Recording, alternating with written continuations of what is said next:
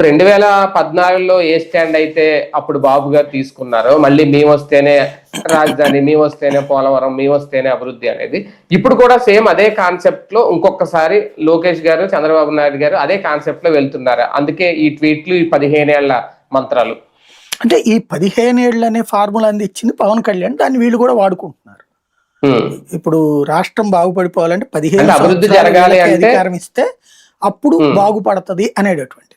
ఇప్పుడు మధ్యలో మళ్ళీ జగన్ వచ్చాడు అనుకోండి, అయ్యో జగన్ 5 ఏళ్లలో నాశనం చేశాడయ్యా, మళ్ళీ నేను మొదటి నుంచి బిగిన్ చేసుకోవాల్సి వచ్చిందని మళ్ళీ చెప్పుకోవడానికి ఇట్లా 50 ఏళ్ళు చెప్తానే ఉంటారు అన్నమాట.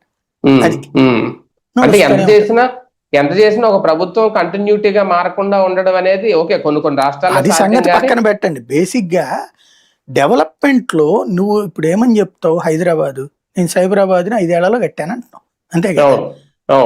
మరి నువ్వు ఇక్కడ 7 ఏళ్ళు అయ్యి కూడా నువ్వు ఇంతవరకు ఇంకో 15 ఏళ్ళు ఎందుకు అడుగుతున్నా? అదే కదా. నువ్వు హైదరాబాద్ ని 5 ఏళ్లలో కట్టేశానని చెప్తే అసలు ప్రపంచ ప్రకటనలోకి తీసుకెళ్తున్నానంట. అంటే ఇప్పుడు హైదరాబాద్ కన్నా అత్యుత్తమ రాజధాని కదా ఇప్పుడు హైదరాబాద్. హైదరాబాద్ చూపెట్టు నువ్వు ఇక్కడ 29 గ్రామాలు కాదు కదా హైదరాబాద్ అంటే. అదే ఇక్కడ అసలు అమరావతిలో ముందు ఏం లేదు. బేసిక్ సమస్య ఏంటంటే ఒక మనకు బాధ ఏంటంటే కృష్ణా గుంటూరు జిల్లాలకి పబ్లిక్ కి ఒక ఫీల్ ఉంటుంది, ఫైనాన్షియల్ గ్రోత్ అనేటటువంటి దాని మీద ఒక ఎక్స్పెక్టేషన్స్ ఎక్కువ ఉంటాయి. వీళ్ళు ప్రపంచం అంతా